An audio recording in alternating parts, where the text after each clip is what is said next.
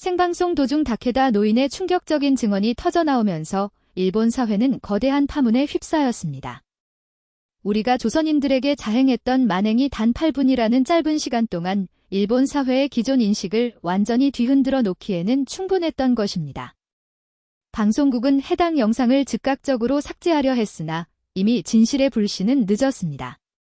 도쿄의 한 고등학교에서는 여학생들이 역사 교과서를 찢어버리고 단식 투쟁을 개시하며 일본은 진실을 밝히고 한국에 사과하라고 촉구했습니다.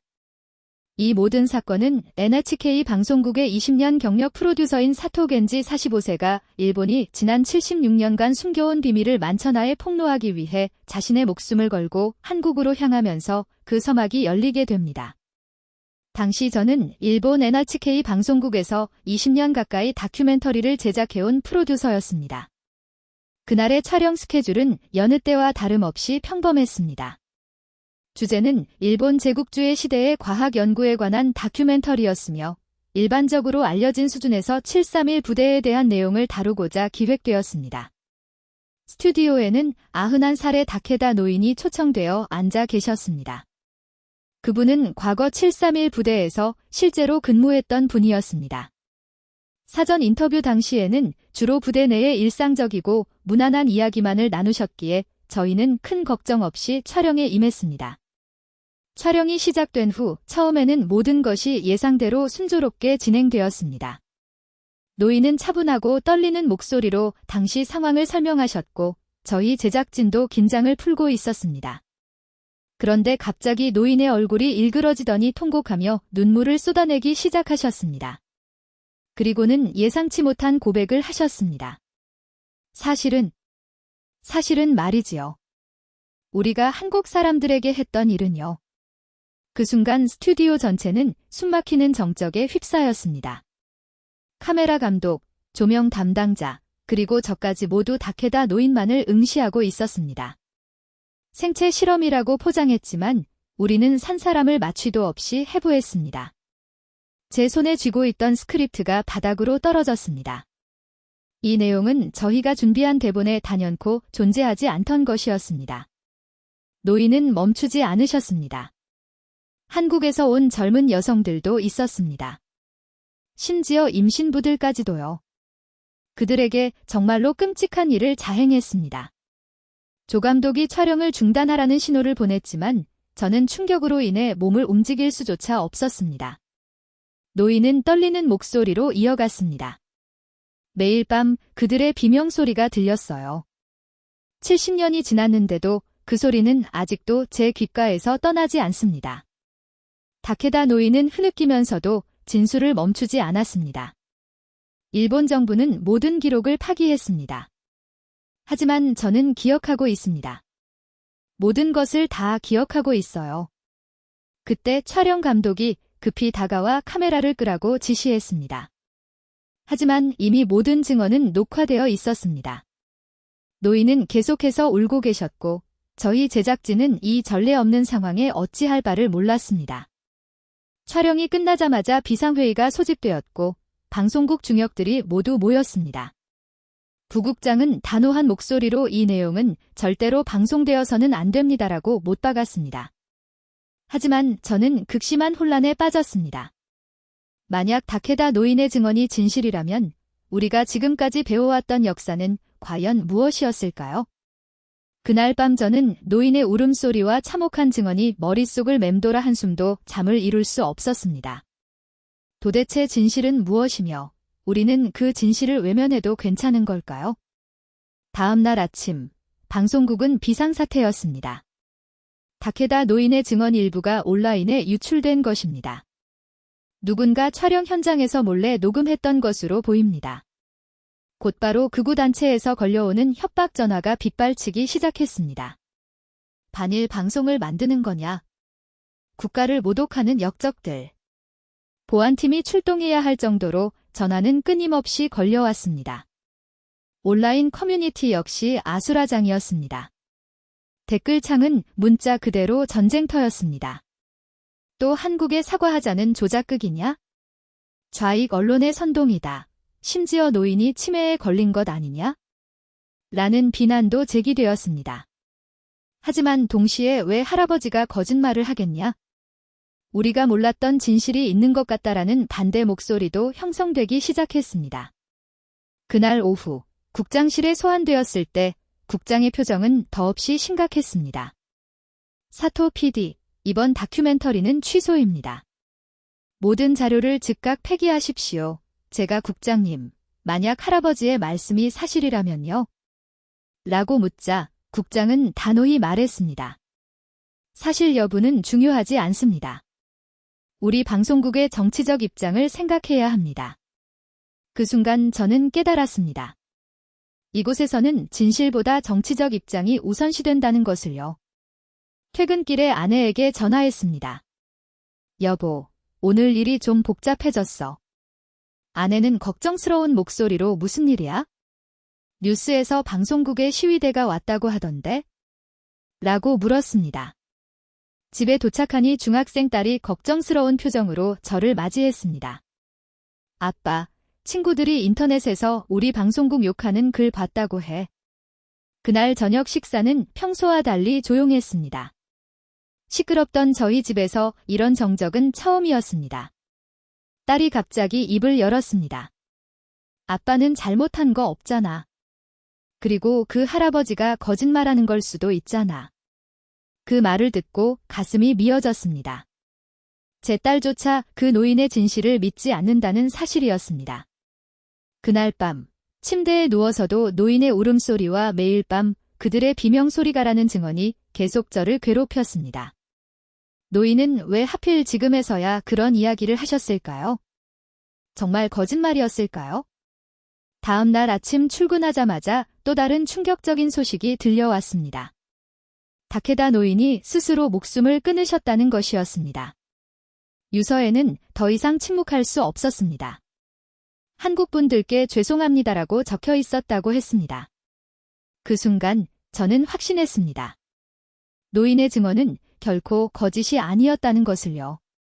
하지만 이제 그 진실을 증명할 마지막 증인이 사라진 것입니다. 정말로 방법이 없는 걸까? 혹시 한국에는 다른 증거들이 남아있는 건 아닐까? 다케다 노인이 돌아가신 후 저는 이전과는 완전히 다른 사람이 되었습니다. 평소 즐겨 읽던 역사책들이 모두 의심스럽게 느껴지기 시작했습니다. 사무실에서도 동료들과의 관계가 어색해졌습니다. 점심시간에 모여 앉아도 아무도 그 일에 대해 언급하지 않았습니다. 마치 아무 일도 없었던 것처럼요. 후배 PD가 조심스럽게 물었습니다. 사토 PD님, 요즘 좀 이상해 보이는데 괜찮으세요? 아니야, 별일 없어. 하지만 제 목소리에는 이미 확신이 없었습니다. 집에서도 마찬가지였습니다. 딸과 역사 이야기가 나올 때마다 저는 불편함을 느꼈습니다. 아빠, 학교에서 배운 건데 일제강점기 때 일본이 한국을 근대화시켰다던데? 딸의 순진한 질문에 답하기가 어려웠습니다. 그건 복잡한 문제야. 복잡하다고요? 교과서에는 그렇게 나와 있는데. 저는 어떻게 설명해야 할까요? 교과서가 틀릴 수도 있다고 말해야 할까요? 주말에 서점에 가서 731 부대에 관한 서적을 찾아봤습니다. 하지만 대부분의 책에서는 다케다 노인이 말씀하신 내용을 찾아볼 수 없었습니다. 서점 직원에게 731 부대 관련 자세한 자료가 있는지 물었습니다. 아, 그쪽 섹션에 몇 권 있는데 요즘 그런 책 찾는 분들이 많아졌네요. 저만 이런 의문을 품고 있는 것이 아니라는 사실에 안도감이 들었습니다. 밤마다 인터넷을 뒤졌지만 일본어로 된 자료는 한계가 명확했습니다. 대부분 정부의 공식 발표를 인용한 내용들 뿐이었죠. 그러다 우연히 한국어로 된 자료를 발견했습니다. 구글 번역기를 통해 대략적으로 읽어보니 거기에는 다케다 노인이 증언하신 것과 유사한 내용들이 적혀 있었습니다. 한국에서는 이런 자료들이 공개되어 있다는 뜻이었습니다. 늦은 밤 컴퓨터 앞에 앉아있는 저를 아내가 발견했습니다. 여보, 요즘 너무 늦게까지 뭘 하는 거예요? 그냥 좀 알아보고 싶은 게 있어서. 혹시 그 촬영 일 때문에요? 아내는 예리했습니다. 맞아. 좀 이상한 기분이 들어서. 그래도 너무 깊이 파고들지는 마. 공항으로 가는 길에 문득 이 여행이 제 인생을 완전히 바꿔놓을 수도 있겠다는 예감이 들었습니다. 하지만 이미 돌이킬 수 없었습니다. 다케다 노인의 진실을 확인하고 싶다는 마음이 모든 두려움을 압도했습니다. 체크인 수속을 밟으면서 심장이 빠르게 뛰었습니다. 정말로 한국에 가는구나. 미지의 땅으로 떠나는구나. 그렇게 저의 진실 찾기 여행이 시작되었습니다. 비행기가 김포공항에 착륙했을 때 긴장감과 기대감이 동시에 밀려왔습니다. 창밖으로 보이는 서울의 풍경은 예상보다 훨씬 현대적이었습니다. 입국 심사대에 서면서 혹시 일본인이라고 차별받지 않을까 하는 걱정 때문에 떨렸습니다. 입국 심사관이 여행 목적이 뭐예요? 라고 한국어로 물었고 저는 어설픈 한국어로 관광입니다라고 대답했습니다. 아, 일본 분이시군요. 한국어 잘하시네요. 의외로 친절한 반응과 미소까지 지어주셔서 저는 안도감을 느꼈습니다. 심사를 통과하고 공항을 나서니 서울의 모습이 저를 압도했습니다. 높은 빌딩들, 넓은 도로, 그리고 질서정연한 교통체계는 일본과 크게 다르지 않았습니다. 아니, 어떤 면에서는 더욱 발전되어 보였습니다. 택시를 탔는데 기사님이 일본어를 조금 할 줄 아셨습니다. 일본에서 오셨어요. 어디로 갈까요? 명동이요. 아, 명동. 관광 오셨구나. 첫 번째 한국 여행이에요? 네, 맞습니다. 한국 어때요? 그 질문에 잠시 생각했습니다. 솔직히 말하면 생각했던 것과 완전히 달랐습니다. 일본에서 제가 들었던 한국은 가난하고 뒤떨어진 나라였습니다.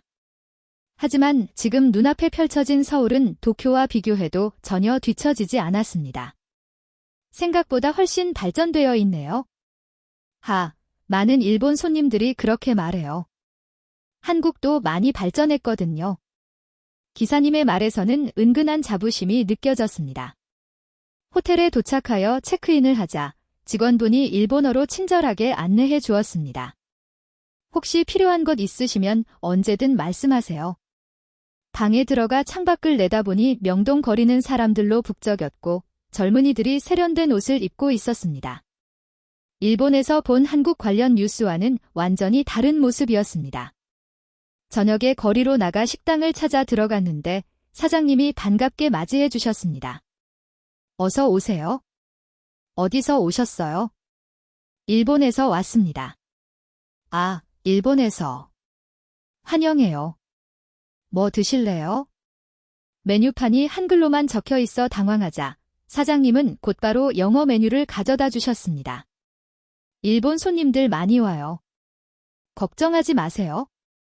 음식이 나왔는데 정말 맛있었고 양도 푸짐했습니다. 사장님이 맛있어요. 라고 물었고 저는 네, 정말 맛있습니다라고 대답했습니다. 그럼 다행이네.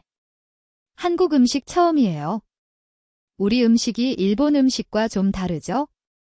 이 자연스러운 대화는 저에게 특별하게 다가왔습니다.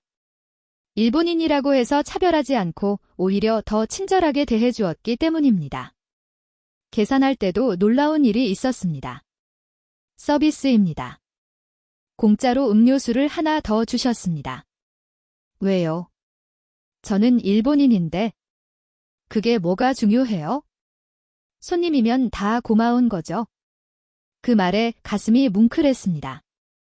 호텔로 돌아가는 길에 깊은 생각에 잠겼습니다. 내가 알던 한국과 실제 한국이 왜 이렇게 다를까?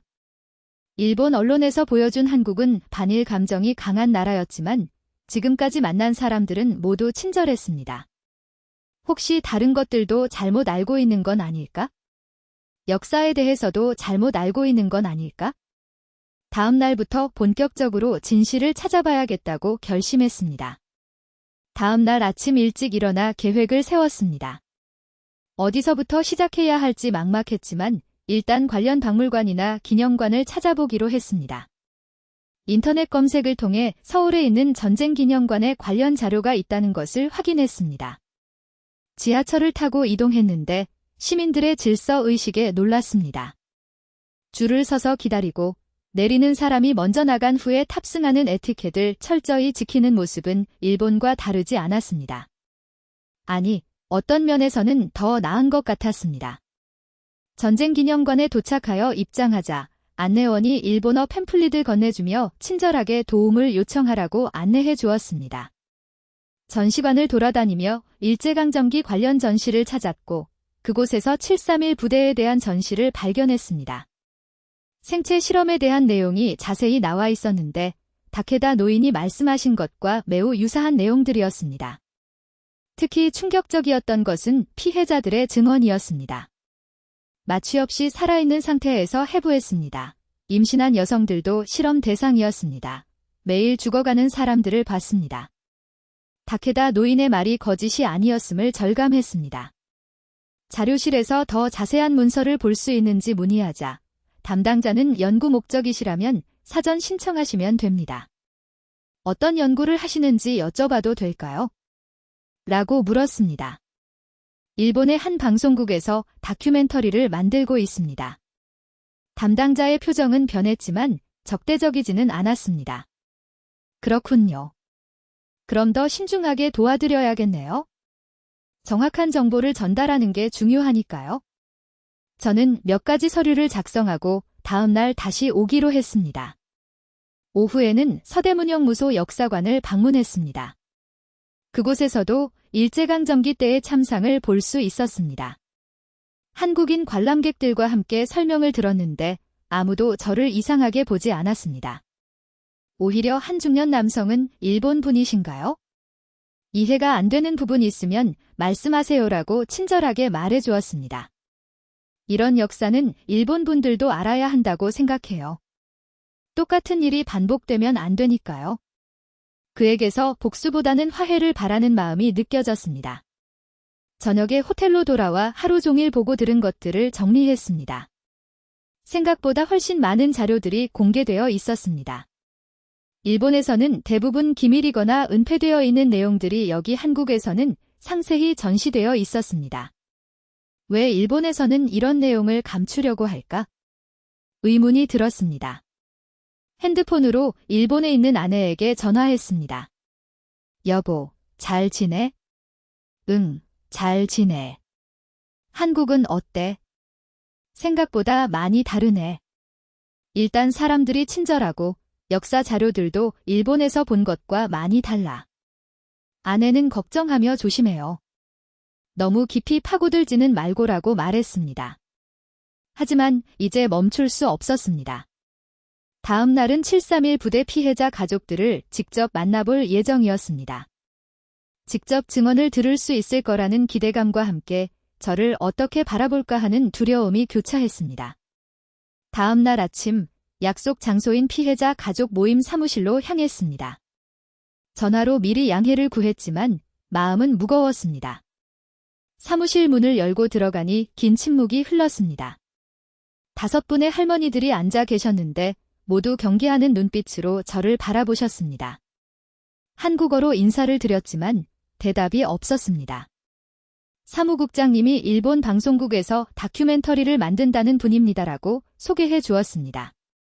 한 할머니가 날카롭게 말씀하셨습니다. 또 일본 놈이 와서 뭘 하려는 거야? 저는 죄송하다는 말과 함께 진실을 알고 싶어서 왔다고 말했습니다. 진실. 너희들이 진실에 관심이나 있었나? 다른 할머니의 목소리에는 분노가 섞여 있었습니다. 사무국장님의 중재로 분위기는 점차 누그러졌습니다. 그때 갑자기 한 분이 말을 꺼내셨습니다. 최근에 일본에서 어떤 할아버지가 증언했다는 소식을 들었는데 혹시 그것 때문에 온 거야? 네, 맞습니다. 그분은 돌아가시기 전에 한국 분들에게 사과하고 싶다고 하셨습니다. 할머니들의 표정이 조금 변했습니다. 정말. 네. 그리고 저는 그분의 말씀이 사실인지 확인하고 싶어서요. 우리가 왜 일본 놈한테 이야기를 해줘야 하는데?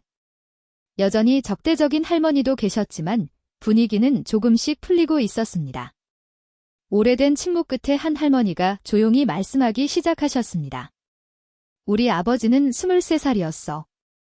건강한 젊은이였지? 그런데 어느 날 갑자기 잡혀갔어. 할아버지는 제 손을 잡으셨습니다. 손이 차갑고 떨렸습니다. 그런데 이제 일본 사람이 와서 내 말을 들어주네. 할아버지, 자네는 이 이야기를 일본에서 할 거냐? 네, 약속드립니다. 사람들이 믿어줄까? 저도 처음에는 믿지 못했어요.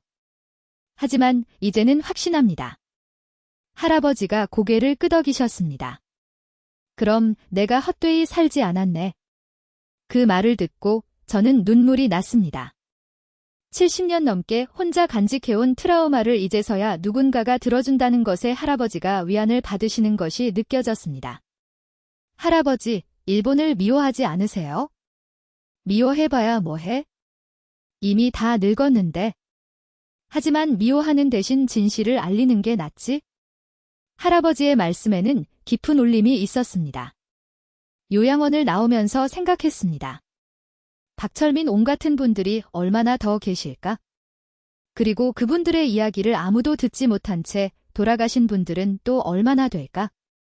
이제 정말로 일본에 돌아가서 이 진실을 알려야겠다는 결심이 확고해졌습니다. 박철민 옹을 만난 후 며칠간 마음이 무거웠습니다. 하지만 한국에서의 마지막 며칠 동안 예상치 못한 따뜻함을 경험했습니다. 피해자 가족 모임에서 만난 김 선생이 저를 식사에 초대했습니다. 일본 분이 이렇게까지 와주시니까 고맙죠. 김 선생의 아버지도 731 부대에서 돌아가셨다고 했습니다. 아버지는 25살에 끌려가셨어요. 신혼 한 달 만에요. 정말 죄송합니다. 당신이 죄송할 일은 아니에요. 당신은 그때 태어나지도 않았잖아요. 하지만 일본인이라고 다 같은 건 아니죠. 당신처럼 진실을 알려고 하는 분도 계시고. 김 선생이 담담하게 말씀하셨습니다. 식당에서 나올 때 그는 제 어깨를 두드리며 힘내세요. 쉽지 않을 거예요. 일본에 돌아가서 이 이야기하기가라고 격려했습니다. 알고 있습니다. 그래도 해야죠.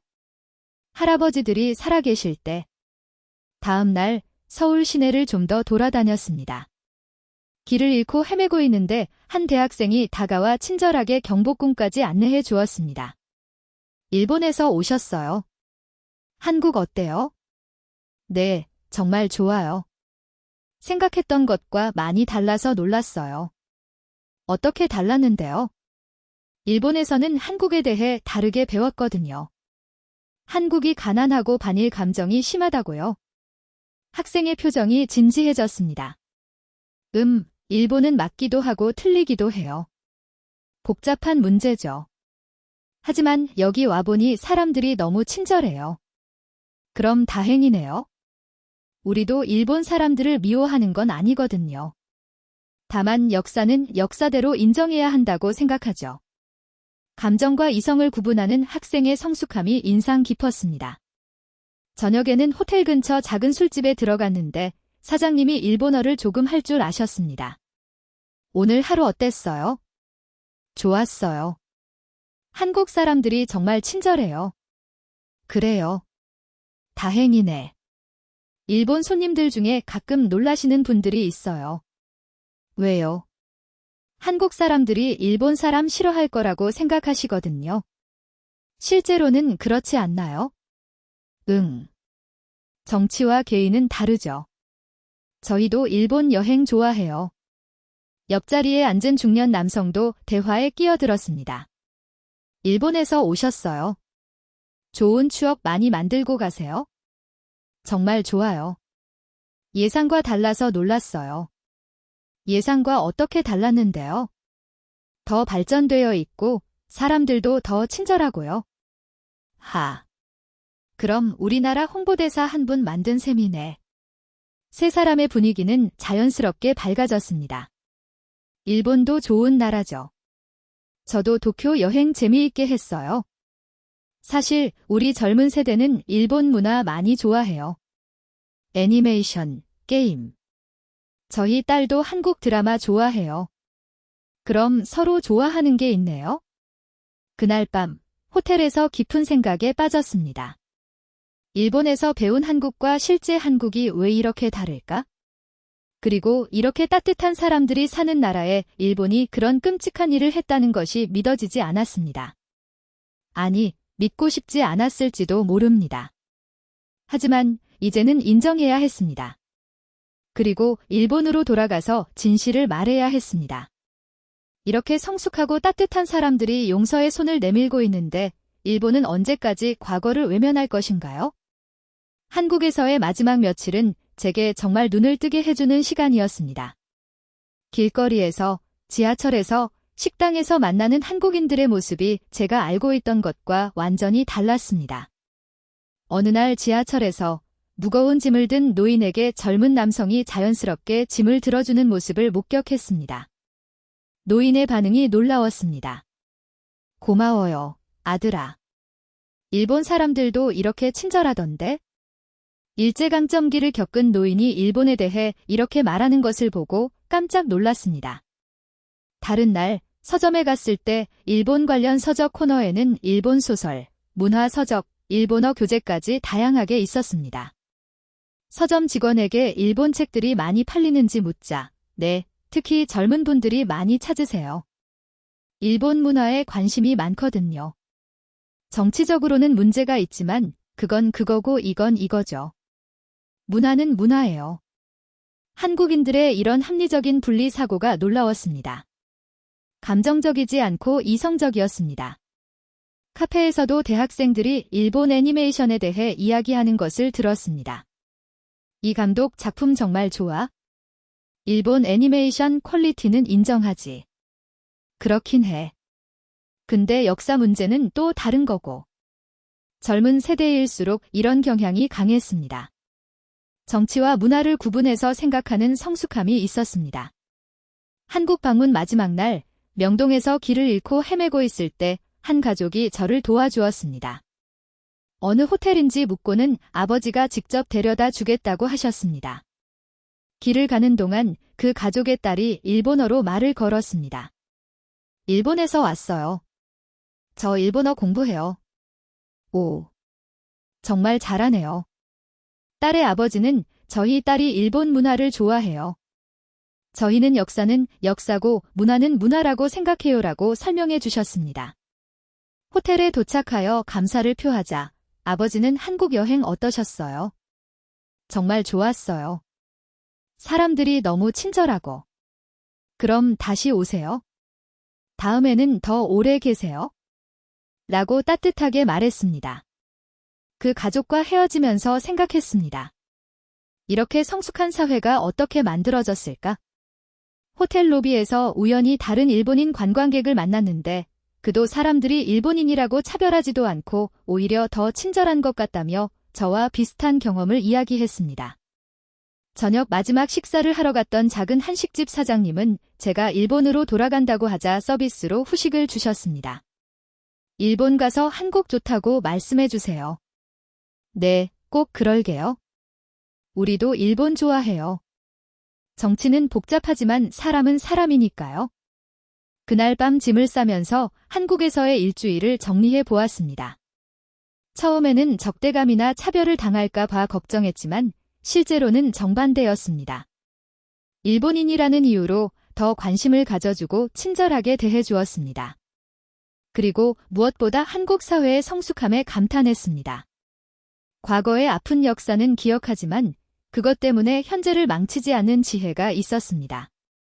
정치와 문화를 구분하고 개인과 국가를 구분하는 합리적 사고가 인상적이었습니다. 반면 일본은 어떤가요? 과거를 인정하지 않으려 하고 진실을 외면하려고만 하고 있지 않습니까? 이제 일본으로 돌아가서 이 경험을 나누어야 합니다. 쉽지 않을 거라는 것을 알고 있지만 반드시 해야 할 일이라고 생각했습니다. 다케다 노인의 진실, 박철민 옹의 고통, 그리고 한국에서 만난 사람들의 관용을 생각하면 제가 할 수 있는 최소한의 일이었습니다. 한국 방문 마지막 날, 예상치 못한 기회가 찾아왔습니다. 피해자 가족 모임에서 소개받은 한국의 한 역사학자인 박 교수님이 저를 찾아온 것입니다. 사토 PD님, 혹시 시간 있으시면 보여드리고 싶은 자료가 있어요.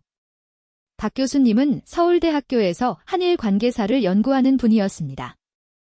일본 정부가 공개하지 않은 731 부대 관련 문서들입니다. 점심시간에 부장과 이야기할 기회가 있었습니다. 부장님, 말씀드릴 게 있어요. 한국에서 중요한 자료를 입수했습니다. 731 부대 관련 문서들이에요. 부장의 표정이 굳어졌습니다. 그 이야기는 이미 끝난 거 아니야?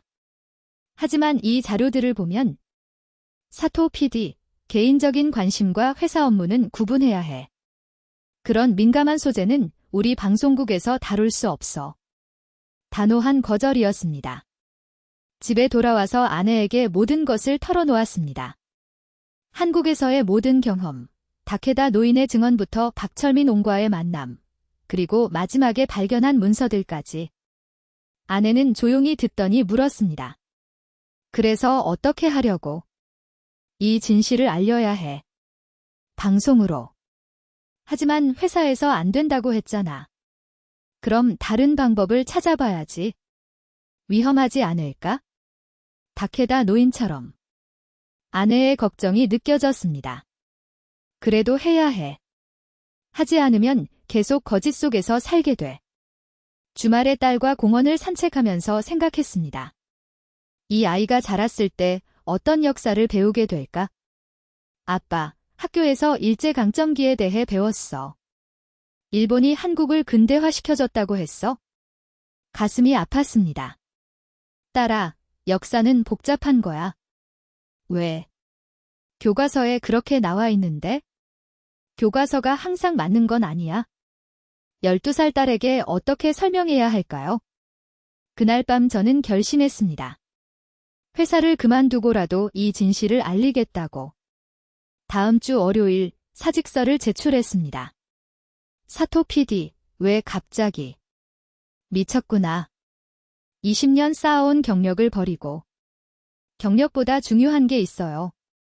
진실이요.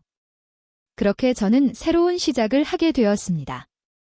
독립적으로 다큐멘터리를 제작하기 시작했고, 제목은 숨겨진 진실, 731 부대의 실상이었습니다. 가장 먼저 한 일은 다케다 노인의 증언 영상을 정리하는 것이었습니다. 한국에서 만난 박철민 옹께 국제 전화를 걸어 증언을 일본에서 방송하고 싶다고 말씀드렸습니다. 잠시 침묵 후, 그래, 그럼 좋지.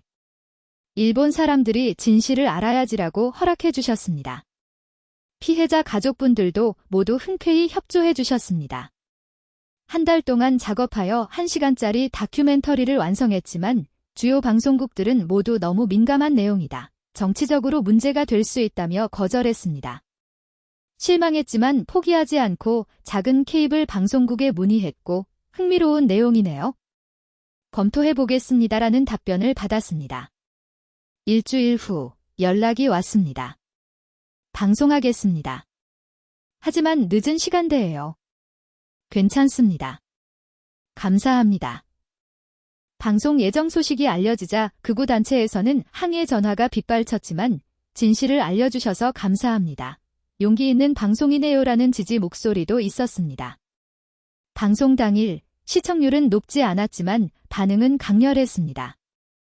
온라인 커뮤니티에서는 이게 사실이라면 너무 끔찍하다. 일본 정부는 왜 이런 걸 숨겼을까라는 뜨거운 논쟁이 벌어졌습니다. 다음 날 신문에 충격적인 다큐멘터리 화제 731 부대의 실상이라는 기사가 났습니다. 그 후 몇 개월 동안 저는 여러 강연회에 초청받았습니다. 한 대학생이 이런 방송을 만드시면서 두렵지 않으셨나요? 라고 질문했을 때 저는 두려웠죠. 하지만 진실을 외면하는 게 더 두려워요라고 답했습니다. 2년 후 놀라운 변화가 시작되었습니다. 몇몇 역사학자들이 저희 다큐멘터리에 영감을 받아 연구를 개시했고 젊은 기자들도 관련 기사를 쓰기 시작했습니다. 무엇보다 젊은 세대의 반응이 확연히 달랐습니다.